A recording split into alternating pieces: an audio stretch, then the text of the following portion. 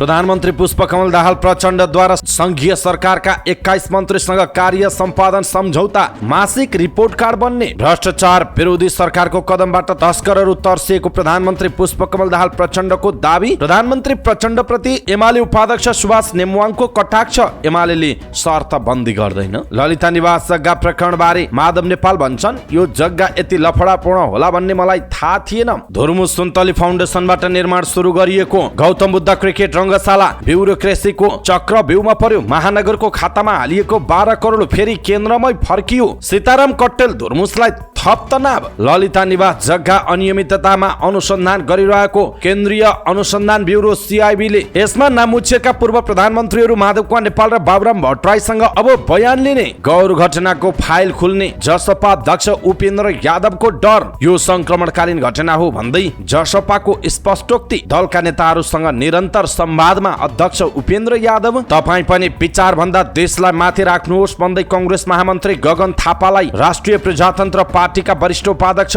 रविन्द्र मिश्रको खुल्ला पत्र। काठमाडौँको कपनमा महानगरको डोजर पुगेपछि स्थानीय आन्दोलित। बालेन शाह र मिठारामको वार्तापछि 7 तलेमा तत्काललाई युद्ध विराम। त्रिपक्षीय प्राविधिक टोलीले नाप जाँच गर्ने। नेकपा माओवादी केन्द्रका महासचिव देव गुरुङ चीन भ्रमण जाँदै। कानून मन्त्री धनराज गुरुङ अस्वस्थ। द्रुत मार्ग निर्माण समय सीमा भित्र सम्पन्न गर्न उप प्रधानमन्त्री पूर्णबहादुर खड्काको निर्देशन। सरकार बनाउन एमालेको कुनै पनि रुचि नरहेको एमाले उपमहासचिव प्रदीप कुमार गेवालीको टिप्पणी। वैदेशिक रोजगार विभागको अनलाइन सेवा सुचारू भयो। यसपालि मनसुनजन्य विपदमा परेर अहिलेसम्म 41 जनाको ज्यान गयो। 31 जना बेपत्ता रहेको जानकारी। विद्यालय शिक्षा सम्बन्धी कानूनलाई संशोधन र एकीकरण गर्न बनेको विधेयक संशोधन नगरेको भन्दै निजी विद्यालयका सञ्चालकहरूले माइतीघरमा गरे प्रदर्शन। चिकित्सा शिक्षा ऐनले बन्द भएका कलेजका सञ्चालकहरूद्वारा तेस्रो चरणको आन्दोलन घोषणा। धरानमा 7,500 डेंगु संक्रमित रहेको तथ्याङ्क वडा कार्यालयमा राखेर उपचार गरिँदै। निर्माण व्यवसायीहरूको विरोध कायमै। राजनीतिक नेतृत्वको गलत मनसायका कारण निर्माण व्यवसायीहरू समस्यामा परेको नेपाल निर्माण व्यवसाय महासंघका अध्यक्ष रवि सिंहको जिकिर। भारतीय गाडीलाई निषेध गर्न माग गर्दै ट्याक्सी चालकहरू आन्दोलित। पोखरामा 24 तोला सुनसहित एक महिला पक्राउ। सिराहामा मिटर ब्याजी आरोपमा एक महिला प्रहरीको नियन्त्रणमा। नेपाल विद्युत प्राधिकरणले IPO जारी गर्दै विद्युत प्राधिकरणको नाफा भने घट्यो। नेपाल विद्युत प्राधिकरणका कार्यकारी निर्देशक कुलमान घिसिङको पत्रकार सम्मेलनमा लाइन गएपछि तनाव। शेयर बजार सामान्य अङ्कले बढ्यो। 2 अर्ब 15 करोड रुपैयाँको शेयर कारोबार। इजिप्टले पर्यटन क्षेत्रबाट मात्रै 2021-22 मा 10.7 बिलियन अमेरिकी डलर राजस्व उठायो। बङ्गलादेशमा भीषण वर्षापछिको विपद उद्धारका लागि सैनिकहरू परिचालन। स्पेनको जनसङ्ख्या अहिलेसम्मकै उच्च बिन्दुमा पुग्यो र यस वर्ष महिला विश्वकपले नयाँ च्याम्पियन पाउन सक्ने मात्र एक पूर्व विजेता टिम क्वार्टर फाइनलमा प्रवेश। दर्शक महानुभाव नमस्कार। समाचारपाटी.com को न्यूज बुलेटिनमा यहाँलाई हार्दिक स्वागत छ। म प्रहलाद चन्द्र घिमिरे। सदाको जय आज पनि हामी उपस्थित भएका छौँ आजका मुख्य समाचार, ब्रेकिङ न्यूज अपडेट लगायत तपाईँलाई काम लाग्ने हेर्नै पर्ने महत्त्वपूर्ण समाचारहरू लिएर। हाम्रो मेहनतका लागि यो भिडियोमा एउटा लाइक अवश्य गर्नुहोला। दर्शक महानुभाव पलपलको न्यूज अपडेट हेर्नका लागि हाम्रो च्यानललाई तपाईँले अहिलेसम्म सब्स्क्राइब गर्नुभएको छैन भने कृपया सब्स्क्राइब गर्नुहोस् अनि नजिकै आउने बेल आइकनलाई क्लिक गर्नुहोला। दैनिक रूपमा हेर्नुहुन्छ भने रेगुलर भनेर लेख्नुहोला। आज पहिलोचोटि हेर्दै हुनुहुन्छ भने फर्स्ट टाइम भनेर लेखिदिनुहोला। देशभित्र हुनुहुन्छ भने आफ्नो रहेको गाउँ ठाउँ सहर जिल्लाको नाम लेख्नुहोला। विदेशमा हुनुहुन्छ भने कुन देशबाट हामीलाई हेरिरहनु भएको छ त्यो कुरा तलको कमेन्ट बक्समा कमेन्ट गर्नुहोला। आउनुहोस् दर्शक महानुभाव आजका मुख्य समाचार सुरु गरौँ। प्रधानमन्त्री पुष्पकमल दाहाल प्रचण्डले 21 मन्त्रीसँग कार्य सम्पादन सम्झौता गरेको प्रसङ्गबाट। प्रधानमन्त्री पुष्पकमल दाहाल प्रचण्डले संघीय सरकारका मन्त्रीहरूसँग कार्य सम्पादन सम्झौता गर्नुभएको छ। अब सरकारले कार्य सम्पादन मूल्याङ्कनको आधारमा मन्त्रीहरूको कामको मासिक रिपोर्ट कार्ड पनि बनाउने बताइएको छ। प्रधानमन्त्री तथा मन्त्री परिषदको कार्यालयमा प्रधानमन्त्री प्रचण्डले आर्थिक वर्ष 2080-81 को वार्षिक कार्यक्रम कार्यान्वयनका लागि मन्त्रीहरूसँग कार्य सम्पादन सम्झौता हस्ताक्षर गर्नुभएको हो। संघीय सरकारका 21 जना मन्त्रीले आफूले नेतृत्व गरेको मन्त्रालयले गर्ने कामको कार्यसूची सहित प्रधानमन्त्रीसँग सम्झौता गरेको जनाइएको छ। सम्झौता पत्रमा हासिल गर्नुपर्ने नतिजा सूचक राखिएको छ, जसमा आर्थिक वर्ष 2079-80 को समग्र स्थिति र आर्थिक वर्ष 2080-81 को लक्ष्य निर्धारण गरिएको छ। सम्झौता पत्रमा गर्नुपर्ने प्रमुख कामहरू उल्लेख छ, जसमा कार्यक्रम र क्रियाकलापहरूको सूची र जिम्मेवारी पूरा गर्नुपर्ने समय सीमा उल्लेख गरिएको छ। सम्झौतामा कार्य सम्पादनको प्रगति मासिक रूपमा प्रधानमन्त्री कार्यालयमा अनलाइन प्रणालीबाट पठाउनु पर्ने र त्यसलाई मासिक तथा वार्षिक प्रतिवेदन र मूल्याङ्कनको आधार बनाइने उल्लेख गरिएको छ। कार्य सम्पादन सम्झौताको अवधि 1 वर्ष तोकिएको दिएको छ। सम्झौता अवधिभरमा मन्त्रीको पद रिक्त भएमा नयाँ नियुक्त हुन मन्त्रीले यस सम्झौता बमोजिमको बाँकी काम गर्नुपर्नेछ। कार्य सम्पादन सम्झौतामा हस्ताक्षरपछि प्रधानमन्त्री प्रचण्डले तोकिएको कार्यादेश र कार्य विवरण अनुसार प्रभावकारी काम गर्न मन्त्री र सचिवहरूलाई निर्देशन दिनुभयो। कार्य सम्पादनको नतिजा नै यहाँहरूलाई चुनौतीपूर्ण र महत्त्वपूर्ण जिम्मेवारी दिने, जिम्मेवारीको निरन्तरता दिने, पुरस्कृत वा कारबाही गर्ने आधार हुने कुरा स्पष्ट गर्दछु, प्रधानमन्त्री प्रचण्डको भनाइरहेको छ। यसैबीच प्रधानमन्त्री पुष्पकमल दाहाल प्रचण्डले सरकारको पछिल्लो कामबाट राज्य दोहनकर्ता र तस्करहरू तर्सिएको बताउनु भएको छ। सिंहदरबारमा आयोजित प्रधानमन्त्री र संघीय सरकारका मन्त्रीहरू बीचको कार्य सम्पादन सम्झौता हस्ताक्षर कार्यक्रममा सम्बोधन गर्दै उहाँले अर्थतन्त्रको पुनरुत्थान, सार्वजनिक सेवा प्रवाहमा सुधार, सामाजिक न्याय, सुशासन र समृद्धिलाई केन्द्रमा राखेर सरकारले आफ्ना सम्पूर्ण शक्ति र सामर्थ्य लगाई देश र जनताको हितमा परिचालन गर्न जोड दिँदै आएको बताउनुभयो। सबै क्षेत्रमा सकारात्मक भाष्य र सरकारप्रतिको भरोसा बढेर गएको छ। शासनको प्रत्याभूति जनताले गर्ने अवस्था सृजना भएको छ। कुनै पनि मुलुकको शासकीय प्रणाली आफैमा उत्कृष्ट हुँदैन। विभिन्न परिवेश र पात्रका कारण सबल र दुर्बल पक्षहरू सृजना हुन्छन्। हाम्रो शासकीय प्रणाली कार्यान्वयन गर्ने हरेक संयन्त्रहरूले निहित व्यक्तिगत स्वार्थ अर्थात् कन्फ्लिक्ट अफ इन्ट्रेस्टबाट माथि उठेर मुलुकको बृहत्तर हितमा सिप क्षमता र सोचलाई दृढ सङ्कल्पसहित लगाउने हो भने नेपाललाई विकसित मुलुकको दाँजोमा पुर्याउन धेरै समय लाग्दैन, उहाँले भन्नुभएको छ। सुशासन, सामाजिक न्याय र समृद्धिको यात्राका लागि शासकीय संयन्त्रहरू चुस्त दुरुस्त बनाउनु पर्ने उहाँको भनाइ छ। उहाँले भन्नुभयो, सरकारका भ्रष्टाचार विरोधी अभियान र कदमबाट पछिल्लो समय राज्य दोहनकर्ता र तस्करहरू तर्सिएका छन्, अत्तालिएका छन्। मुलुकको विकास तथा समृद्धिको ठूलो रोग भ्रष्टाचार उन्मूलनका लागि सरकारले अझै सशक्त कदम चाल्नेछ। यसका लागि सबैको सहयोग र समर्थनको अपेक्षा गरेको छु, उहाँले भन्नुभएको छ। नेकपा एमालेका उपाध्यक्ष सुभाष चन्द्र नेमुवाङले कोशी प्रदेशको नाम परिवर्तन गर्नका लागि पार्टीले कुनै शर्तबन्दी नगर्ने बताउनु भएको छ। 29औं विश्व आदिवासी दिवसको अवसरमा लोकतान्त्रिक आदिवासी जनजाति महासङ्घ नेपालले चारसलमा गरेको कार्यक्रमलाई सम्बोधन गर्दै उपाध्यक्ष नेमुवाङले कोशी प्रदेशको नाम परिवर्तनमा एमालेको कुनै शर्तबन्दी नहुने बताउनु भएको हो। बुधबार प्रधानमन्त्री पुष्पकमल दाहाल प्रचण्डले आदिवासी जनजातिको कार्यक्रमलाई सम्बोधन गर्ने क्रममा कोशी प्रदेशको नाम परिवर्तनका लागि 2084 सालमा निर्वाचन जिताए पहिचानको आधारमा प्रदेशको नामाकरण गर्ने उद्घोष गर्नु भएको थियो। प्रधानमन्त्रीको सोही अभिव्यक्तिलाई लिएर कोही प्रदेशको नाम परिवर्तनका लागि एमाले शर्तबन्दी नगर्ने बताउनु भएको छ। उहाँले एमाले देशको विविध जाति, भाषा, धर्म र संस्कृतिको जनताको हितमा सधैँभरि दृढतापूर्वक उभिने बताउनु भएको छ। उहाँले एमालेको नेतृत्वमा देशमा धर्मनिरपेक्षता घोषणा भएको र आइएलओ महासन्धि पनि आफूहरूकै नेतृत्वमा नेपालमा अनुमोदन भएको उल्लेख गर्नुभयो। उहाँले आफूहरूकै नेतृत्वमा संघीय लोकतान्त्रिक गणतन्त्र, धर्मनिरपेक्षता, समावेशिता सहितको समाजवाद उन्मुख संविधान जारी भएको भन्दै यसबाट पनि एमाले आदिवासी जनजातिको पक्षमा रहेको स्पष्ट हुने बताउनु भएको छ। उहाँले राज्यको तर्फबाट फुलपाती र शिवरात्रि पर्व मनाए जस्तै अन्य धर्मावलम्बीले पनि मनाउने चाडपर्वलाई पनि राष्ट्रिय चाडपर्वको रूपमा मनाउनु पर्नेमा जोड दिनुभयो। उहाँले यसको निम्ति एमाले पहल र नेतृत्व लिनुपर्ने उहाँको भनाइरहेको छ।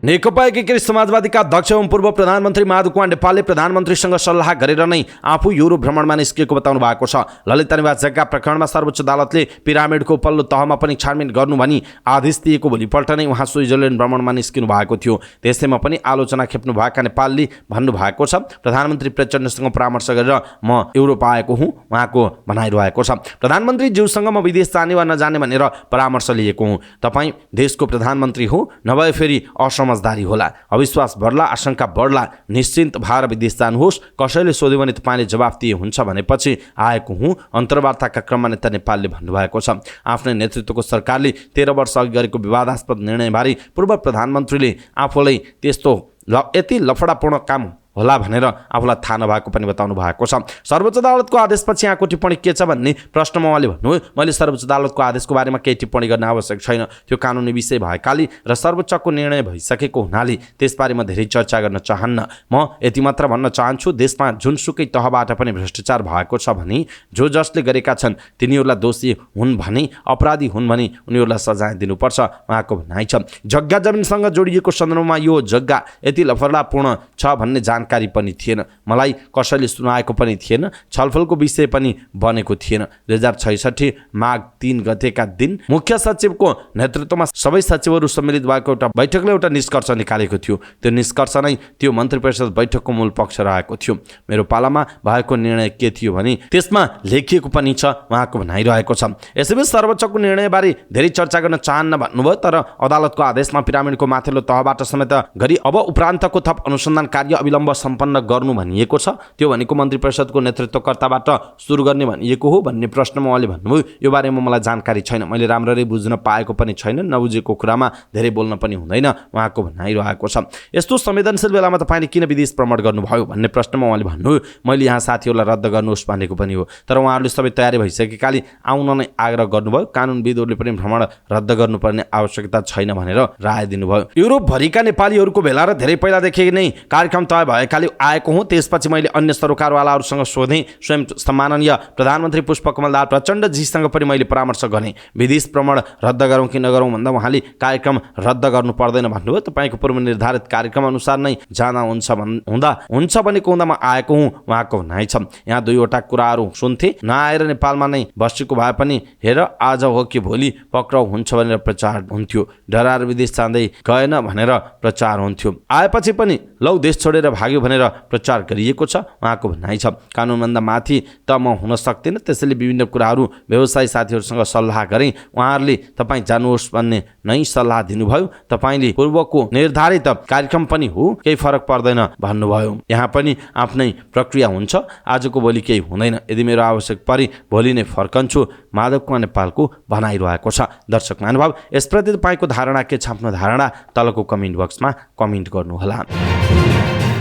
सरकारले चितवनमा निर्माणाधीन गौतम बुद्ध रङ्गशालाको जिम्मा लिएर काम अगाडि बढाउने निर्णय गरेको 4 महिना बित्यो, तर अहिलेसम्म एउटा सिनको पनि भाँचिएको छैन।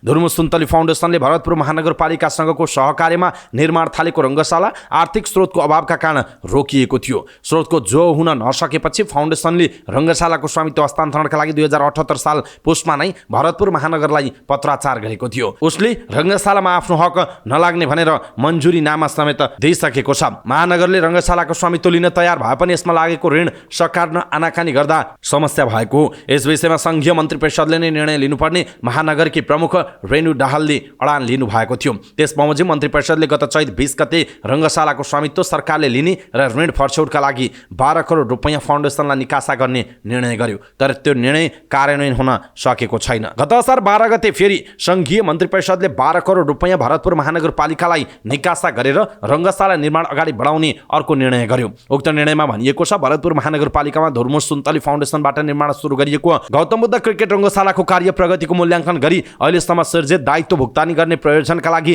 अर्थ मन्त्रालयले भरतपुर महानगरपालिकालाई 12 करोड सशर्त अनुदान उपलब्ध गराउने भनेर भनिएको छ। यसै निर्णय बमोजिम अर्थ मन्त्रालयले भरतपुर महानगरपालिकालाई रकम निकासा गर्यो। रकम पठाउँदै अर्थले महानगरलाई पठाएको पत्रमा प्रचलित कानुन एवं स्वीकृत मापदण्ड बमोजिम विधि सम्मत रूपमा सिर्जित दायित्व नियमअनुसार भुक्तानी गर्ने गरी भरतपुर महानगरपालिकालाई वित्तीय हस्तान्तरण गरिएको उल्लेख गरिएको छ। तर अर्थ मन्त्रालयको पत्रको भाषालाई लिएर बखेडा झिक्दै महानगरपालिकाले उक्त रकम फाउन्डेसनलाई हस्तान्तरण गर्न तयार भएन। स्रोतका अनुसार पत्रको ब्यौरा अनुसार रकम दिन नसकिने अडान महानगरले लियो। आर्थिक वर्ष सकिन लागेकाले संघीय सरकारबाट आएको रकम असार मसान्तभित्र फाउन्डेसनलाई महानगरले निकासा गरिसक्नु पर्ने थियो, तर त्यो हुन नसक्दा सरकारले सशर्त अनुदानका रूपमा पठाएको 12 करोड रुपैयाँ फ्रिज भयो। अन्ततः सो रकम अर्थ मन्त्रालयले नै खिचेको छ। नयाँ आर्थिक वर्ष सुरु भएपछि गत साउन 11 गते भरतपुर महानगरले पहिले फ्रिज भएको रकम फेरि निकासा गर्नलाई संघीय मामिला मन्त्रालयलाई पत्राचार गर्यो। उक्त पत्रमा भनिएको छ, उल्लेखित बजेट खर्च गर्ने सम्बन्धमा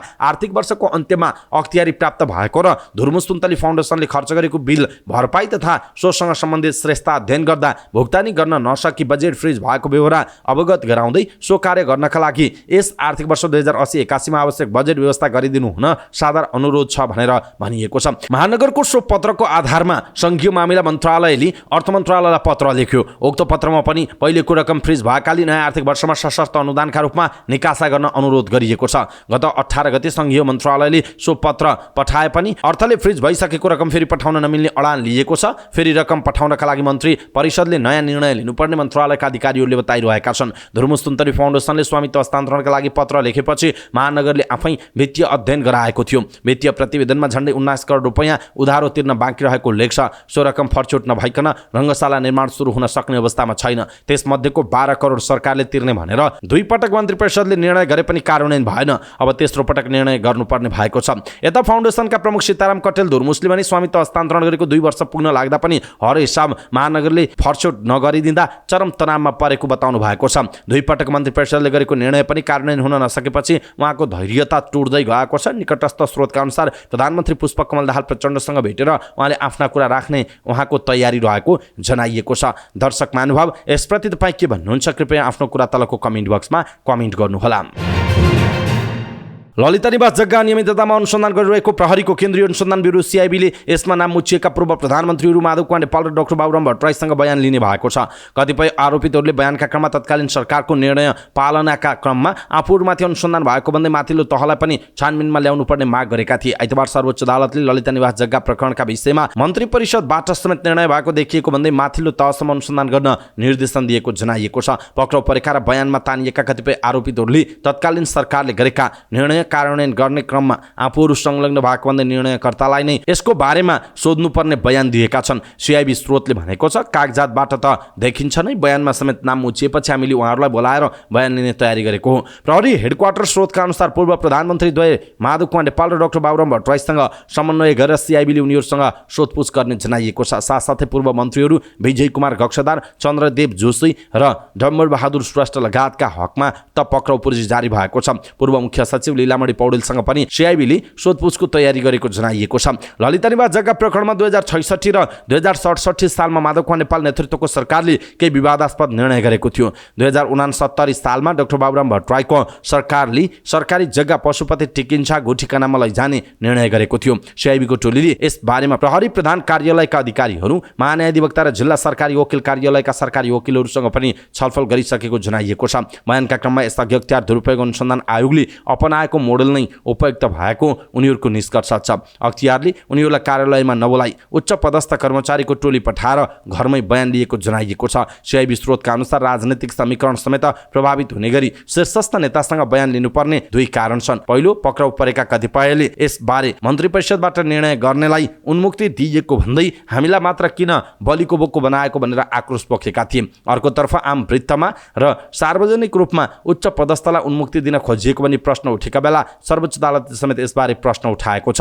3 दिन अघि सर्वोच्च अदालतले तल्ला तहका कर्मचारीमाथि मात्रै अनुसन्धान गर्दा समग्र न्याय प्रणाली प्रतिको आम विश्वासको जोखिम बढ्न सक्ने पिरामिडको माथिल्लो तहमा पुग्न प्रहरीलाई आदेश दिएको थियो। केही अलमल देखिएको प्रहरी आइतबार सर्वोच्च अदालतको आदेशपछि माथिल्लो तहको बयान अनिवार्य रहेको निष्कर्षमा पुगेको जनाइएको छ। त्यसो त ललिता निवास जग्गा प्रकरणको अनुसन्धान गरिरहेको सिआइबीका अनुसार 2049 सालदेखि 2070 सालसम्म 5 पटक गरी ललिता निवासको 143 रोपनी सरकारी जग्गा व्यक्तिको नाममा दर्ता भएको हो। यसमध्ये 2066 सालमा प्रधानमन्त्री निवास विस्तारका नाममा 25 रोपनी भन्दा बढी जग्गा प्लटिङको बाटो बनाउन र मोहीका नाममा दर्ता हुन पुगेको जनाइएको छ। नेपाल नेतृत्वको सरकारले बालुवाटार स्थित प्रधानमन्त्री निवास विस्तार गरेर बाहिरको जग्गा पर्खालभित्र पार्दा त्यहाँ रहेका मोहीलाई सट्टा भर्नामा जग्गा दिने निर्णय गरेको थियो। निर्णय कार्यान्वयन हुँदा प्रधानमन्त्री निवासमा 27 रोपनी 7 आना 2 पैसा एकदम जग्गा थपिनु पर्ने थियो। तर मन्त्री परिषदले नै सरकारी जग्गामा हुने नभएको मोही खडा गरेर उनीहरूलाई अन्यत्र व्यवस्थापन गर्ने भनी निर्णय गर्यो र बालुवाटारको पर्खालभित्र थपिनुपर्ने जग्गाको करिब आधा हिस्सा मोहीका नाममा सारेर भूमाफियाको कब्जामा गएको पूर्व अर्थ सचिव शारदा प्रसाद त्रिताल नेतृत्वको समितिको प्रतिवेदनमा उल्लेख गरिएको छ। प्रधानमन्त्री कार्यालयको परिपत्र भनी समरजङ कम्पनीको नाममा रहेको राजकुलो र सरकारी जग्गामा मोही कायम हुने गरी निर्णय गर्यो। पूर्व सचिव शारदा प्रसाद त्रिताल नेतृत्वको समितिले तयार पारेको प्रतिवेदन अनुसार यो निर्णयको कारण धेरै सार्वजनिक, सरकारी र गुठी समेतका जग्गा हिनामिना हुन पुगेको देखिएको छ। 2069 माघ 5 मा मालपोत कार्यालय दिल्ली बजारले ललिता निवासभित्र रहेको 60 आना जग्गा पशुपति टिकिन्छा गुठीका नाममा दर्ता गर्ने निर्णय गर्यो। तत्कालीन प्रधानमन्त्री डाक्टर बाबुराम भट्टराई नेतृत्वको मन्त्री परिषदले यसबारेमा सैद्धान्तिक स्वीकृति दिने निर्णय गरेको थियो। ललिता निवासमा बाँकी रहेको त्यही जग्गा कुनै पनि हालतमा व्यक्तिको नाममा दर्ता गर्न नसकेपछि भूमाफियाले गुठीका नाममा जग्गा दर्ता गर्ने, त्यसमा मोही देखाएर व्यक्तिका नाममा सार्ने पार्ने प्रपञ्च गरेको अनि पूर्व सचिव शारदा प्रसाद रिताल नेतृत्वको अध्ययन समितिले तयार पारेको प्रतिवेदनमा उल्लेख गरिएको छ। प्रपञ्च रचेको भने पूर्व सचिव शारदा प्रसाद रिताल नेतृत्वको अध्ययन समितिले तयार पारेको प्रतिवेदनमा उल्लेख छ। त्यो प्रस्ताव मन्त्री परिषदमा पठाउन भूमिका खेलेको आरोपमा तत्कालीन मन्त्री चन्द्रदेव जोशी, सचिव दिनेशहरी अधिकारी लगायत गोठी संस्थानका कर्मचारीमाथि पनि भ्रष्टाचारको मुद्दा चलिसकेको छ। अध्ययन समितिमा रहेका काम गरेका पूर्व सचिव रितालको भनाइमा त्यो जग्गा व्यक्तिको नाममा ल्याउने अनेक प्रयास असफल भएपछि गोठीको नाममा ल्याउन पशुपति टिकिन्छा गोठी नामक शङ्कास्पद गोठी खडा गरिएको जनाइएको छ।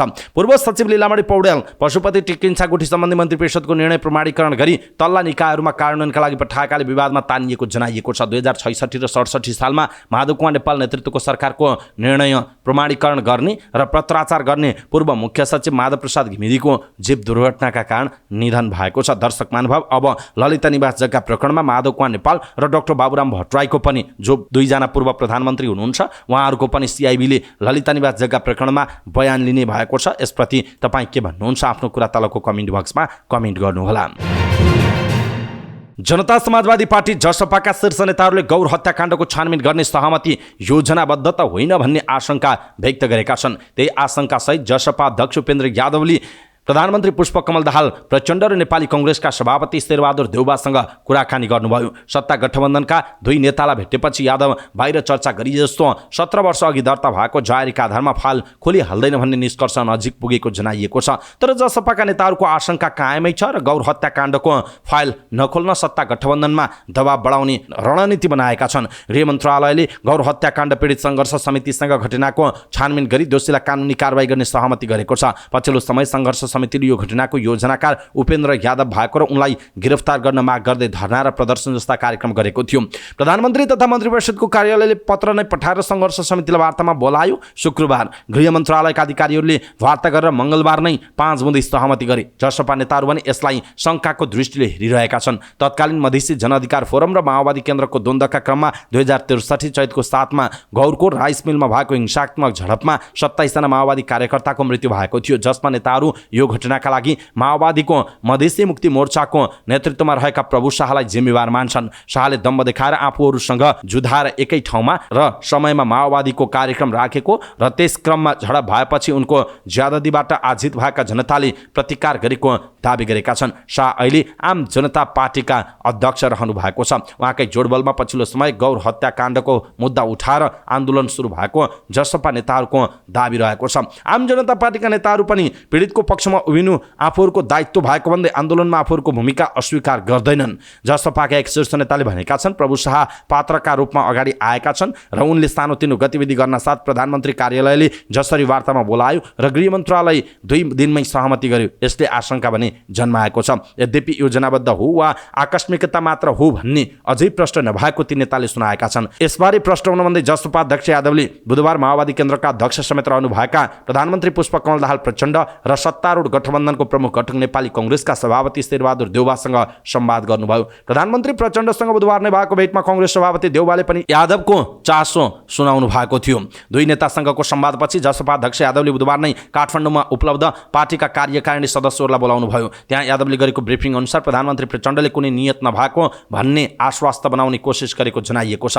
प्रचण्डले विशेष परिस्थितिमा घटना भएको र आफ्नो पार्टीका नेताहरूको उद्दण्डताले काम गरेको भन्ने आफूले बुझेको बताएका थिए। नेपाली कङ्ग्रेस नेतृत्वले गौर घटना राजनीतिक द्वन्द्वका कारण भएको र यसलाई त्यही रूपमा सम्बोधन गर्नुपर्ने भन्नेमा आफूहरूको प्रष्ट धारणा रहेको बताएको अध्यक्ष यादवको ब्रिफिङ छ। आन्दोलन भएपछि सामान्य ढङ्गले सम्बोधन गर्छौँ भनेर सहमति गरेको भए कुनै इस्यु छैन। जसपा कार्यकारिणी समितिका एक सदस्यले भनेका छन् सुनियोजित जस्तो लागे पनि त्यसरी अगाडि बढ्ला जस्तो लाग्दैन उनको भनाइरहेको छ।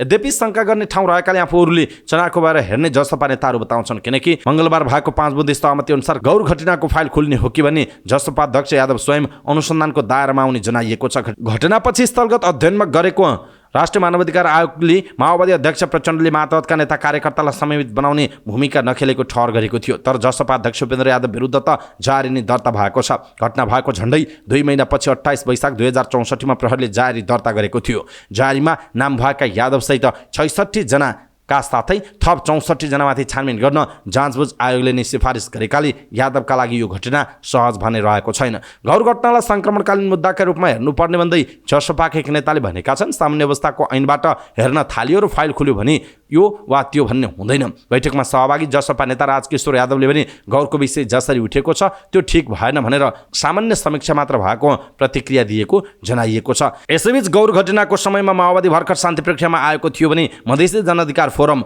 मधेसमा आन्दोलित थियो। त्यही क्रममा राजनैतिक द्वन्द्वका कारण गौर घटना भएको त्यसअनुसार संक्रमणकालीन घटनाका रूपमा सम्बोधन गर्नुपर्ने जसपा नेताहरू बताउँछन्। सत्य निरूपण तथा मेलमिलाप आयोगले 10 वर्ष सशस्त्र विद्रोहका क्रममा माओवादी र राज्य पक्षबाट भएका घटनालाई मात्र हेर्छ।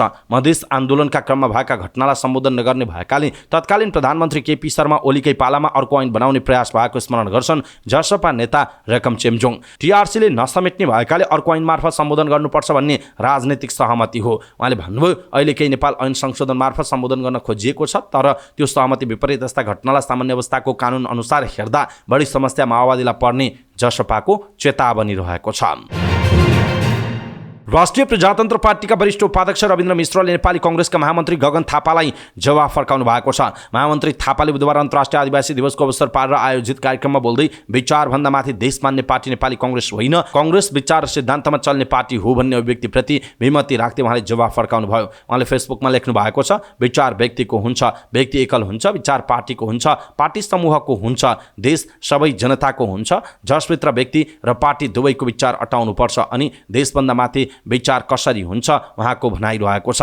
देशको भू राजनीतिक र आन्तरिक अवस्थालाई मनन गरेर वैचारिक रूपमा आफू राज संस्थावादी नभए पनि बीपी कोइरालाले अत्यन्त कठिन घडीमा समेत आफ्नो विचारभन्दा माथि देशलाई राखे र त्यसै अनुरूप क्रियाशील रहेको उल्लेख गर्दै उहाँले राजनीतिक कर्मी होइन राजनेता कहलिएको बताउनु भयो। आफ्नै कार्यकर्ता र नेताको घाँटी रेट्ने, छातीमा गोली ठोक्ने माओवादीको बैशाखी नटेकी कांग्रेसले राजनीति गर्न नसक्ने उहाँले बताउनु भयो। उहाँले गगन आफै प्रधानमन्त्री भए पनि फाटाफुट्टा केही राम्रा काम बाहेक समग्र देश रूपान्तरणको काम गर्न नसक्ने उहाँको भनाइरहेको छ। दर्शक महानुभाव, तपाईँ पनि विचारभन्दा देशलाई माथि राख्नुहोस् भन्दै गगन थापालाई रविन्द्र मिश्रले दिएको जुन खालको सुझाव छ यसप्रति तपाईँ के भन्नुहुन्छ आफ्नो कुरा तलको कमेन्ट बक्समा कमेन्ट गर्नुहोला।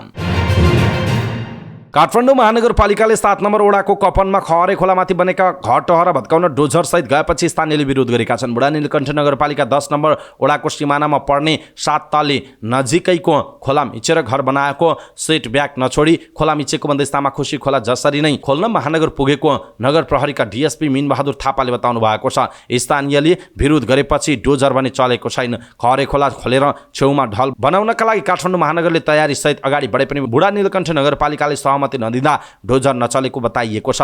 बुढा नीलकण्ठ नगरपालिकाका स्थानीय बासिन्दाले भने वर्षाको समयमा डोजर आतंक गरेको भन्दै महानगर विरुद्ध नाराबाजी गरेका थिए। काठमाडौँ 7 नम्बर वडाका स्थानीयवासीले भने बुढा नीलकण्ठ नगरपालिका विरुद्ध नै नाराबाजी गरेको जनाइएको छ। यसैबीच कपन 7 तले स्थित खहरे भत्काउन गएको काठमाडौँ महानगरपालिकाको प्रहरी करिब 6 घण्टापछि ब्याग भएको समाचार सार्वजनिक भएको छ। काठमाडौँ महानगरपालिकाका मेयर बालेन शाह र बुढा नीलकण्ठ नगरपालिकाका मेयर मिठाराम अधिकारी बीच वार्ता भएपछि डोजर ब्याग गरिएको हो। दुई मेयर बीच भएको वार्तामा दुवै नगरपालिकाको प्राविधिक टोली र नापी विभागको टोली समेतले खोलाको क्षेत्र नापजाँच गरेपछि मात्रै थप प्रक्रिया अगाडि बढाउने सहमति भएपछि आफूहरू तत्काल पछाडि हटेको महानगर प्रहरी प्रमुख राजुनाथ पाण्डेले जानकारी दिनुभएको छ। नेकपा माओवादी केन्द्रका महासचिव देव गुरुङ चीन भ्रमणमा जानुहुने भएको छ। उहाँ तिब्बत एयरको उडानबाट चीन प्रस्थान गर्ने जनाइएको छ। पछिल्लो समय माओवादी केन्द्रका नेताहरू एकपछि अर्को गर्दै चीन भ्रमण गरिरहेका छन्। यो पार्टीका उपाध्यक्ष अग्नि सापकोटापछि पार्टी तहको तेस्रो ठूलो भ्रमण रहेको जनाइएको छ। कानुन मन्त्री धनराज गुरुङ बिरामी भएपछि अस्पताल भर्ना हुनुभएको छ। गुरुङ त्रिभुवन विश्वविद्यालय शिक्षण अस्पतालको मनमोहन कार्डियोथोरासिक भास्कुलर तथा ट्रान्सप्लान्ट सेन्टरमा भर्ना भएको स्वकीय सचिव प्रेम केसीले जानकारी दिनुभयो। अस्वस्थ भएपछि अन्नपूर्ण न्युरो अस्पतालमा स्वास्थ्य परीक्षणका लागि पुग्नुभएका उहाँलाई अस्पतालले मनमोहन कार्डियोथोरासिक भास्कुलर तथा ट्रान्सप्लान्ट सेन्टरमा रिफर गरेको हो। केसीका अनुसार गुरुङ ब्लड प्रेसर घटेर कमजोर भएपछि अस्पताल भर्ना गरिएको थियो। अहिले गुरुङको स्वास्थ्य अवस्था सामान्य रहेको केसीले बताउनु भएको छ। उप प्रधानमन्त्री एवं रक्षा मन्त्री पूर्णबहादुर खड्काले देशको अर्थतन्त्रलाई महत्त्वपूर्ण रूपान्तरण गर्ने विश्वास लिएको काठमाडौँ तराई मधेस द्रुतमार्ग सडक आयोजनालाई तोकिएको समयसीमाभित्र सम्पन्न गर्न निर्देशन दिनुभएको छ। रक्षा मन्त्रालय र मातहतका निकायको आर्थिक वर्ष 2079-80 को चौथो त्रैमासिक तथा वार्षिक प्रगति समीक्षा बैठकमा उहाँले वर्तमान सरकारले द्रुतमार्गलाई विशेष महत्त्व दिएकै कारणले लामो समयदेखि रोकिएका धेरै विषय मन्त्री परिषदको एउटै बैठकले निर्णय गरेर गाँठो फुकाएको स्पष्ट गर्दै समयभित्र सम्पन्न गर्न निर्देशन दिनुभयो। भएको हो। सेनाका उच्च अधिकारीलाई उपप्रधानमन्त्री खड्काले निर्देशन दिँदै भन्नुभयो, अझै केही अल्झनमा रहेको द्रुत मार्गको प्रस्थान बिन्दु बाहेक अन्यत्र सबै क्षेत्रको काम अगाडि बढाउनु, समस्या पहिचान गरी समाधानको उपाय खोजौं उहाँको भनाइरहेको छ। नीतिगत निर्णयका आधारमा हुने ढिलाइ हटाउँ, निर्णय समयमा नहुँदा विकास निर्माणलाई क्षयीकरण भएको हो। उहाँले कुन आयोजना, कुन ऐन र कानुनले अप्ठ्यारो पारेको हो र त्यसका लागि सम्बोधन के गर्न सकिन्छ, कसरी गर्ने भन्ने विषय समीक्षामा ल्याइनु पर्ने र त्यसलाई तत्कालै सम्बोधनका लागि प्रयास गरिनुपर्नेमा जोड दिनुभयो। आगामी 2083 चैत मसान्तसम्ममा पूरा गर्ने लक्ष्य लिएको द्रुत मार्ग आयोजना सुरु भए यताको अहिलेसम्मको भौतिक प्रगति 25.54 र वित्तीय प्रगति 28.11 रहेको सो अवसरमा जानकारी गराइएको थियो। नेपाली सेनाको व्यवस्थापनमा अगाडि बढेको उक्त आयोजना भ्याट सहितको सुरुवाती लागत 1,75,12,40,00,000 रहने अनुमान छ। आर्थिक वर्ष 2079-80 को लक्षित भौतिक प्रगति 32.86 र वित्तीय प्रगति 83.28 रहेको जनाइएको छ। नेकपा एमालेका उपमहासचिव प्रदीप कुमार गेवालीले नेकपा माओवादी केन्द्रका अध्यक्ष पुष्पकमल दाहाल प्रचण्डले राजनीतिलाई विकृत बनाएको आरोप लगाउनु भएको छ। राजनीतिमा झुट, फरेद, बेइमानी भन्या चाहिँ स्वाभाविक कुरा हो भन्ने कुरा हुने गरी प्रस्तुत गरेर राजनीतिलाई अत्यन्त विकृत बनाइदिनु भयो। उहाँले भन्नुभयो, हामीले त उहाँलाई राम्रोसँग नेतृत्व गर्नुहोला भनेर प्रधानमन्त्रीमा समर्थन गरेका थियौँ, तर उहाँले बाटो बदल्नुभयो। प्रेस चौतारीले देउखुरीमा गरेको पत्रकार सम्मेलनमा उहाँले भन्नुभएको छ। गेवालीले तत्काल वैकल्पिक सरकार बन्ने सम्भावना नरहेको र त्यसमा एमालेको कुनै रुचि नरहेको पनि बताउनु भएको छ। उहाँले एमाले र कांग्रेसको सहकार्यमा सरकार गठनको सम्भावना नरहेको बताउनु भयो। वैकल्पिक सरकार गठनमा एमाले लाग्दैन। एमालेको अर्जुन दृष्टि आगामी 2084 को निर्वाचनमा छ। अहिले निर्वाचनको जुन जनमत प्राप्त भएको छ यसले अस्थिरता मात्रै दिएको छ। आगामी निर्वाचनबाट एमाले बलियो शक्ति बनेर उदाउनेछ। अहिले कांग्रेस रमाइरहेको उहाँको टिप्पणी रहेको छ। देशमा भइरहेको अराजकताले कांग्रेस पार्टीलाई कुनै महसुस नै नभएको उहाँले बताउनु भयो। 90-89 सिटको कांग्रेसलाई 32 सिटको माओवादीले टुप्पीमा समातेर रिङाइराखेको छ। त्यसको उहाँहरूलाई कुनै फिल भए जस्तो लाग्दैन। कतै बोल्नुहुन्न उहाँहरू। उहाँले भन्नुभयो, अहिले कांग्रेस एक किसिमले हराएको छ। कहाँनेर छ कांग्रेस देखिँदैन। कुनै बेला 2 ल्याएको बीपी कोइरालाको पार्टी आज सत्ताको निम्ति 32 सिट, जसरी एउटा सानो फुच्चे माउतेले सिङ्गो हात्तीलाई दाइरहेको हुन्छ, हिँडाइरहेको हुन्छ।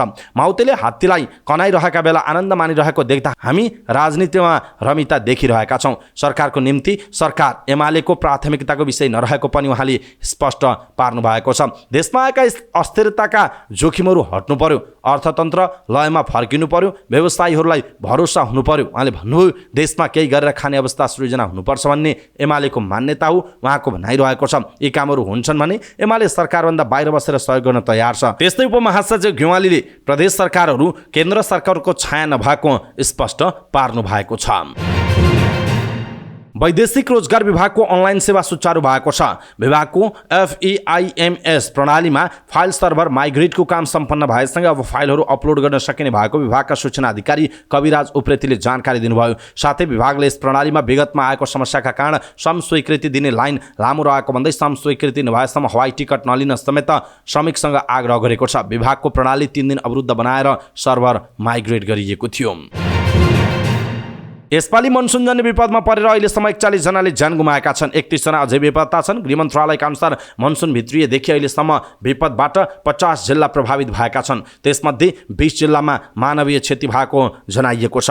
विपदमा परेर 130 घरमा पूर्ण रूपमा क्षति पुगेको छ भने 193 घरमा आंशिक क्षति पुगेको छ। मनसुन सुरु भएकै बेला पूर्वी पहाडी जिल्ला पाँचथर, सङ्खुवासभा, ताप्लेजुङ लगायतमा ठुलो वर्षा भएको थियो। वर्षापछि आएको बाढी पहिरोमा परेर यी जिल्लामा धेरै जनधन को क्षति भएको थियो। मनसुन सुरु भएपछि निश्चित क्षेत्रमा मात्रै पानी परेको थियो भने बेला बेलामा खण्डे वर्षा भने भइरहेको थियो। तर गएको सोमबार र मंगलबार देशभर पानी पर्यो। यसपालि मनसुन सुरु भएपछि पहिलो पटक एक साथ देशभर वर्षा भएको हो। मनसुन सक्रिय रहेकाले देशका विभिन्न ठाउँमा हल्कादेखि मध्यम वर्षाको सम्भावना रहेको मौसमविद गोविन्द झाले जानकारी दिनुभयो। उहाँले आज कोशी, गण्डकी, लुम्बिनी र सुदूरपश्चिम प्रदेशका 1-2 स्थानमा ठुलो पानी पर्ने अनुमान रहेको उल्लेख गर्नुभयो। यसपालि गएको जेठ 31 गते पूर्वी क्षेत्र हुँदै मनसुन नेपाल भित्रिएको थियो। सरकारले विद्यालय शिक्षा सम्बन्धी कानुनलाई संशोधन र एकीकरण गर्न बनेको विधेयक संशोधन नगरेको भन्दै निजी विद्यालयका सञ्चालकहरूले माइतीघरमा प्रदर्शन गरेका छन्। विद्यालय शिक्षा सम्बन्धी विधेयक अगाडि बढाउँदा सरकारवालाहरू पक्षसँग छलफल नगरेको र निजी विद्यालयको अस्तित्व नै धरापमा पार्ने गरी विधेयक ल्याइएको भन्दै उनीहरूले विरोध प्रदर्शन गरेका हुन्। विरोध प्रदर्शनका क्रममा सञ्चारकर्मीहरूसँग कुराकानी गर्दै प्याप्सनका अध्यक्ष डिके ढुङ्गानाले निजी विद्यालयको अस्तित्व नै समाप्त हुने अवस्था सृजना भएपछि आन्दोलन गर्न बाध्य भएको बताउनुभयो। निजी विद्यालयहरूलाई गुठीमा लैजाँदा मोडेलको बारेमा शिक्षा मन्त्रालयले आफूहरूसँग छलफल नगरेको उहाँले धारणा व्यक्त गर्नुभयो। उहाँले कम्पनी अन्तर्गत सञ्चालनमा रहेका विद्यालयहरूलाई अहिले गुठीमा रूपान्तरण गर्न नसकिने बताउनुभयो। विरोध कार्यक्रममा हिस्तानका अध्यक्ष रमेश सिलवालले प्रस्तावित शिक्षा ऐन शिक्षा मैत्री र निजी मैत्री नभएको बताउनु भएको छ। सिलवालले प्रस्तावित ऐनले निजी क्षेत्रलाई नियन्त्रण गर्न खोजेको आरोप लगाउनुभयो। उहाँले विधेयक विभेदकारी भएका कारण आन्दोलन गर्न बाध्य भएको पनि बताउनुभयो। विरोध कार्यक्रममा नेसनल प्याप्सनका केन्द्रीय अध्यक्ष पाण्डव हमालले शिक्षा विधेयक कसका लागि आएको हो भन्दै प्रश्न गर्नुभयो। उहाँले अहिले शिक्षा सम्बन्धी अधिकांश व्यक्तिहरू आन्दोलित रहेको भन्दै शिक्षा ऐन निजी विद्यालयको हकितको पक्षमा नआएको भन्दै सङ्घर्षका कार्यक्रमहरू पालिका र जिल्लामा अगाडि बढिसकेको जानकारी गराउनुभयो। उहाँले अहिले पनि संवाद र सहकार्यको ढुक्का खुल्ला रहेको बताउनु भएको छ। निजी विद्यालयका सञ्चालकहरूले सरकारले प्रस्तावित शिक्षा सम्बन्धी विधेयकका बारेमा सरकारवालाहरूसँग छलफल नगरी अगाडि बढाई साउनको 28 गतेदेखि निजी विद्यालय बन्द गर्ने चेतावनी समेत दिएका छन्। निजी विद्यालय सञ्चालकहरूले प्रदर्शनका क्रममा निजी विद्यालयका विद्यार्थीलाई छात्रवृत्तिबाट वञ्चित गर्न पाइँदैन, रेमिटेन्सले राज्य चलाउनु पर्ने तर सिप र प्रविधि सिकाउन निजी क्षेत्रलाई बन्देज गर्ने, विभेदको अन्त्यका लागि शिक्षा हो भने शिक्षामा विभेद किन गर्छौ, रोजगारीका लागि सिधै विदेश दिनुपर्ने अवस्था कहिले अन्त्य हुन्छ, सार्वजनिक भएको विधेयक तत्काल खारेज गर, उच्च शिक्षा त ध्वस्त भयो, अब के विद्यालय शिक्षा पनि सक्ने हो, जवाफ देऊ सरकार, शिक्षामा समान अवसर, अवसरमा समान पहुँच लगायतका प्लेकार्ड बोकेर उनीहरूले विरोध प्रदर्शन गरेका हुन्। प्राविधिक चिकित्सा शिक्षा सरोकार सङ्घर्ष समितिले 14 बुँदे माग राख्दै तेस्रो चरणको आन्दोलनका कार्यक्रम घोषणा गरेको छ।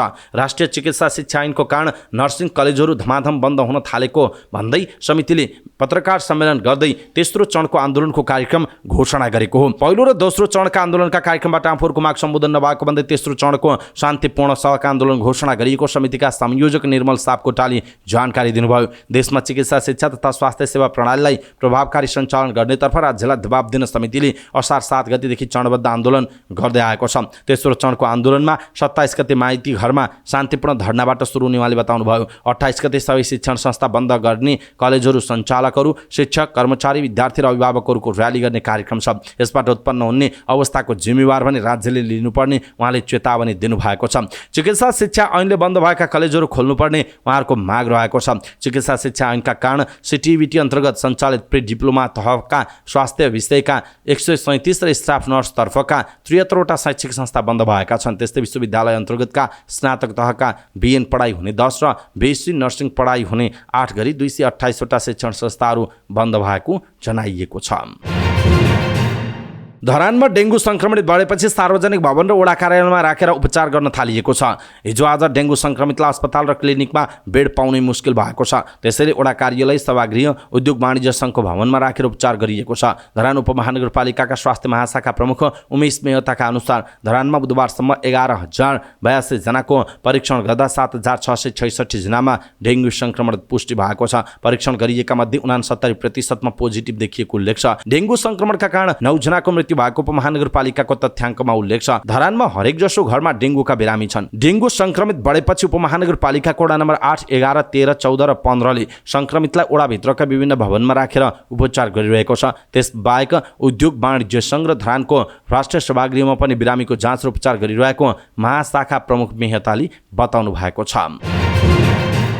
निर्माण व्यवसायीहरूले राजनीतिक नेतृत्वको गलत मनसायका कारण निर्माण व्यवसायीहरूको समस्या भोग्नु परेको बताउँदै विरोध प्रदर्शन गरेका छन्। नेपाल निर्माण व्यवसायीहरूले राजनीतिक नेतृत्वको गलत मनसाय र कर्मचारीहरूले आफू टिकिरहनका लागि गरेको दुष्कर्म आफूहरूले भोग्नु परेको भन्दै उनीहरूले यस्तो बताएका छन्। उनीहरूले नेपाल निर्माण व्यवसायी महासङ्घको कार्यालयमा भेला भई संसद भवन अगाडि पुगेर कोण सभा गर्दै माइतीघरसम्म धरना दिएका हुन्। कार्यक्रममा निर्माण व्यवसायीहरूले पूर्ववर्ती सरकारले गरेका गल्तीहरू सच्याएर देश विकासका लागि सरकार सच्चिन आवश्यक रहेको बताएका छन्। उनीहरूले बजेट दिन नसक्ने आयोजनाहरू खारेज नगरी देशमा निर्माण व्यवसायीहरूको आन्दोलन थप चर्किने चेतावनी दिएका छन्। कार्यक्रममा बोल्दै नेपाल निर्माण व्यवसाय महासङ्घका अध्यक्ष रवि सिंहले सार्वजनिक खरिद नियमावलीको पटकको संशोधनले पूर्वाधार विकासमा समस्या निम्ति आएको बताउनु भएको छ। उहाँले सरकारले निर्माण व्यवसायीहरूलाई देखाएर निर्माण व्यवसायले काम गरेनन् भन्ने भ्रम मात्रै सृजना गरेको आरोप लगाउनु भएको छ। उहाँले राजनीतिक नेतृत्वको गलत मनसायका कारण र कर्मचारी तन्त्र राजनीतिक नेतृत्वको दबावमा आएर आफूहरू टिकिरहनका लागि गरेको अनावश्यक कुकर्मबाट निम्तिएको समस्या निर्माण व्यवसायीहरूले खेपिरहनु परेको बताउनुभयो। निर्माण व्यवसायीहरूलाई धाराशायी बनाउने काम नगर्न सरकारलाई उहाँले चेतावनी पनि दिनुभएको छ। नेपाली भूमिमा काम गर्ने भारतीय गाडीलाई निषेध गर्न माग गर्दै ट्याक्सी चालकहरू आन्दोलित भएका छन्। काठमाडौँको नयाँ बानेश्वर यातायात व्यवस्था विभाग अगाडि भेला भई मजदुर चालक स्वतन्त्र सङ्घर्ष समितिले भाडाको काम गर्ने निजी प्रयोजन गर्ने सवारी साधन तत्काल बन्द गरी भारतीय गाडीलाई निषेध गर्न माग गरेका हुन्। विरोध प्रदर्शनका क्रममा बोल्दै नेपाल राष्ट्रिय मिट्रो ट्याक्सी व्यवसायी चालक समाजका महासचिव दिलीप कुमार श्रेष्ठले निजी गाडीले सार्वजनिक सवारीको काम गरिरहेको प्रति आफूहरूको असन्तुष्टि रहेको बताउनुभयो। उहाँले निजी गाडीले सार्वजनिक सवारीको काम गर्नु यातायात व्यवस्था ऐन 2049 को दफा 8 र 12 विपरीत भएको बताउनु भएको छ। प्रदर्शनकारी यातायात मजदुरहरूले काठमाडौँ उपत्यकामा ट्याक्सी स्ट्यान्ड व्यवस्थापन गरी साँचो खोज्ने चालकलाई दुर्व्यवहार गर्ने काम बन्द गर्नुपर्ने, अङ्ग्रेजीमा लेखिएको इम्बोस्ट नम्बर खारेज गर्नुपर्ने, नेपाली अङ्क पहिचान सहितको नेपाली सम्बद्ध GPS नम्बर राख्नुपर्ने, तेस्रो पक्ष बिमाबाट दुर्घटना भएकाहरूलाई सम्पूर्ण उपचार खर्च राज्यबाट लागू गरी मृत्यु भएमा 25 लाखको राहत प्रदान गर्नुपर्ने, ट्याक्सी मिटर सिल चुनिँदा गाडी साउ र चालक जेल जानुपर्ने कानुन खारेज गर्नुपर्ने, नेपालभरका ट्याक्सी भाडा दर एउटै कायम गरी अन्तर्राष्ट्रिय नीति लागू गर्नुपर्ने, नेपाल सरकारको मातहतमा एप्सलाई जडित गरी सम्पूर्ण एप्स खारेज गर्नुपर्ने, एप्स र मिटरको भाडा बराबर गरी सञ्चालन गर्नुपर्ने, सम्पूर्ण गाडीको भन्सार 260% छुट गरी यातायात सञ्चालन गर्नुपर्ने, यातायातका सेतो पहेँलो हरियो नीलो र रातो अनि कालो प्लेटको समान व्यवहार गर्नुपर्ने लगायतका माग राखी उनीहरूले विरोध प्रदर्शन गरेका हुन्। वडा प्रहरी कार्यालय बैदामले पोखराबाट 24 तोला सुनसहित एक महिलालाई नियन्त्रणमा लिएको छ। पक्राउ पर्नेमा झापाको बिर्तामोड नगरपालिका एक घर भई काठमाडौँ बस्ने 45 वर्षीय कल्पना गुरुङ रहेको प्रहरीले जनाएको छ। बैदाम प्रहरी कार्यालय प्रमुख DSP वेद जोशीका अनुसार गुरुङलाई काठमाडौँबाट पोखरा आउने क्रममा पृथ्वी चोकबाट नियन्त्रणमा लिएको हो। कहाँबाट कहाँ लैजाने कसको हो भन्ने अनुसन्धान हुँदैछ, जोशीले भन्नुभयो। स्थानीय बासिन्दा र प्रत्यक्षदर्शीको रोहबरमा मुचुल्का उठाएर थप अनुसन्धानको काम अगाडि बढाइएको वडा प्रहरी कार्यालय बैदामले जानकारी दिएको छ। सिराहामा मिटर बाजे आरोपमा एक महिला पक्राउ परेकी छिन्। पक्राउ पर्नेमा मिर्चैया नगरपालिका 6 की 35 वर्षीय सुजता शाह रहेका छन्। उनलाई बुधबार साँझ पक्राउ गरिएको सिराहाका प्रहरी उपरीक्षक टेकुनन्द इवा लिम्बुले जानकारी दिनुभएको छ। ममता देवी रायले प्रहरीमा दर्ता गराएको अनुचित लेनदेन सम्बन्धी मुद्दामा अदालतबाट पक्राउ पूर्ति अनुमति लिएर शाहलाई पक्राउ गरिएको जनाइएको छ। शाहमाथि प्रहरी र जिल्ला प्रशासनमा गरी दर्जन बढी उजुरीहरू रहेको उल्लेख छ। उनीमाथि थप अनुसन्धान भइरहेको जिल्ला प्रहरी कार्यालय सिराहाले जनाएको छ। नेपाल विद्युत प्राधिकरणले सर्वसाधारणमा शेयर जारी गर्ने प्रक्रिया अगाडि बढेको जनाएको छ। पत्रकार सम्मेलन गर्दै प्राधिकरणका कार्यकारी निर्देशक कुलमान घिसिङले IPO निष्कासनको प्रक्रिया सुरु भएको बताउनुभयो। त्यसका लागि प्राधिकरणको क्रेडिट रेटिङ इक्रा नेपालबाट घराउँदा AA+ प्राप्त गरेको उहाँले बताउनुभयो। विद्युत प्राधिकरण ऐन 2041 अनुसार शेयर जारी गर्न लागि घिसिङले जानकारी दिनुभएको हो। उहाँले प्राधिकरणको सम्पत्ति मूल्याङ्कन कार्य पनि सकिएको बताउनुभयो। यद्यपि यो पटक प्राधिकरणको नाफा प्रभावित भएको छ। नेपाल विद्युत प्राधिकरणले गत आर्थिक वर्ष 2079 को अपरिष्कृत वित्तीय विवरण अनुसार 12 अर्ब 33 करोड रुपैयाँ नाफा गरेको छ। अघिल्लो आर्थिक वर्ष 2078-79 मा भने खुद नाफा बढेर 13 अर्ब 37 करोड रुपैयाँ पुगेको थियो। गत आर्थिक वर्षमा सुक्खायामको समय बढेर खोला तथा नदीनालामा पानीको सतह घट्दा प्राधिकरण र निजी क्षेत्रको विद्युत उत्पादनमा ह्रास आएको र त्यसको नाफा घटेको घिसिङको तर्क छ। प्राधिकरणको खुद आम्दानी आर्थिक वर्ष 2078-79 मा 81 अर्ब रहेकोमा आर्थिक वर्ष 2079-80 मा खुब आम्दानी बढेर 118 अर्ब पुगेको पनि बताइएको छ। यसैबीच नेपाल विद्युत प्राधिकरणका कार्यकारी निर्देशक कुलमान घिसिङले आयोजना गरेको पत्रकार सम्मेलनमा विद्युत आपूर्ति अवरुद्ध भएको छ। प्राधिकरणका गतिविधिबारे जानकारी गराउँदै गर्दा बत्ती गएपछि कुलमान घिसिङ एकैछिन तनावमै पर्नुभयो। मिडियाहरूमा जारी प्रेसमिटको प्रत्यक्ष प्रसारण समेत केही बेर अवरुद्ध भयो। लाइन गएपछि कुलमानले पानी परेर विभिन्न ठाउँमा सिस्टममा खराबी आएकाले गर्दा यस्तो समस्याहरू आएको भन्दै प्रष्टीकरण दिनुभयो। पछिल्लो केही दिनदेखि देशभर बिजुली जाने समस्या बढ्दै गएको छ। पूर्व सूचना समेत नगरी बिजुली बीचबीचमा गइरहँदा उपभोक्ताको भने गुनासो बढ्दो रहेको छ। कारोबार हुने हप्ताको अन्तिम दिन शेयर बजार सामान्य बढेको छ। शेयर बजार परिसूचक नेप्सी बिहिबार 5.13 अङ्कले बढेर 2066.05 बिन्दुमा पुगेको छ। होटल, जलविद्युत लगानी उत्पादन, म्युचुअल फन्ड, बीमा, अन्य र व्यापार समूहको शेयर बढेको छ। सबैभन्दा धेरै एसियन लघुवित्तको शेयर 9% र सिङ्गटी हाइड्रोको शेयर 7.5% बढेको छ। सबैभन्दा धेरै हिमालयन लघुवित्तको शेयर 6.5% र सुपरमादी हाइड्रो पावरको कम्पनीको शेयर मूल्य झन्डै 6% ओह्रालो लागेको जनाइएको छ। 269वटा कम्पनीका 55,03,000 किता शेयर किनबेच भएको जनाइएको छ। 57,700 पटक भएका कारोबारबाट 2,15,65,00,000 रुपैयाँको शेयर खरिद बिक्री भएको जनाइएको छ। सबैभन्दा धेरै सोल्टी होटलको 16,95,00,000 रुपैयाँको शेयर कारोबार भएको जनाइएको छ।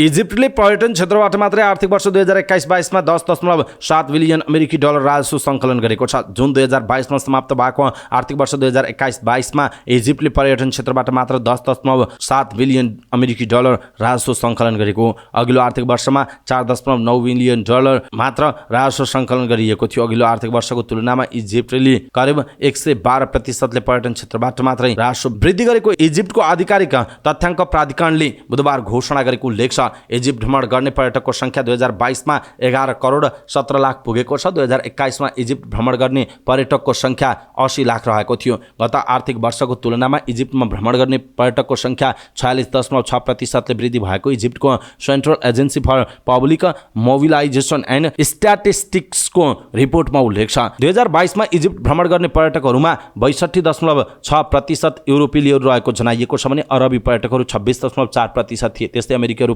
5.8% र बाँकी अन्य देशहरूबाट गएको पाइएको छ। सन् 2020 भने कोरोना भाइरसका कारण इजिप्टमा पर्यटकको संख्या घटेको थियो। सन् 2021 पछि इजिप्टमा पर्यटकको संख्या फस्टाउँदै गएको जनाइएको छ। बङ्गलादेशमा भीषण वर्षापछि भएका विपदजन्य घटनाबाट प्रभावितको उद्धारका लागि सैनिकहरू परिचालन गरिएको छ। बङ्गलादेशको राजधानी ढाकाबाट करिब 240 किलोमिटर दक्षिण पूर्वमा रहेको देशको चट्टोग्राम क्षेत्रमा भीषण वर्षापछि प्रभावित क्षेत्रमा उद्धार तथा राहतका लागि सैनिकहरू परिचालन गरिएको जनाइएको छ।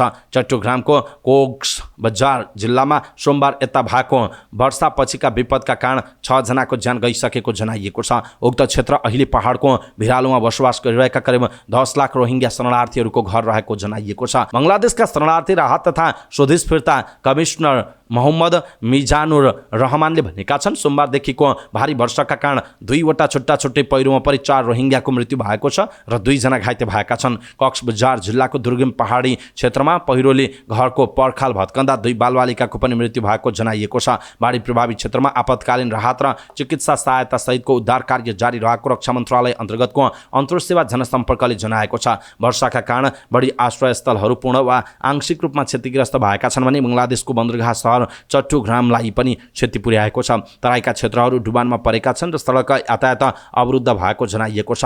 देशको प्रमुख बन्दरगाह सहर चट्टोग्रामका केही भागमा सडक लेन र बाइलेन घुँडामुनिसम्म पानी जम्मा भएकाले चट्टोग्रामका तल्लो क्षेत्रका बासिन्दाले जलमग्नताको सामना गरिरहेका छन्, जसले यात्रुहरूलाई ठुलो शास्ति खेप्नु परेको छ। बङ्गलादेशको पहाडी क्षेत्रहरूमा प्राय जुनदेखि सेप्टेम्बरसम्म चल्ने मनसुनको समयमा पहिरो जाने गर्छ, किनभने सो क्षेत्रमा जमिनमा बाली उब्जाउन र नयाँ घरहरू बनाउनका लागि ठुलो मात्रामा वन विनाश भएको जनाइएको छ।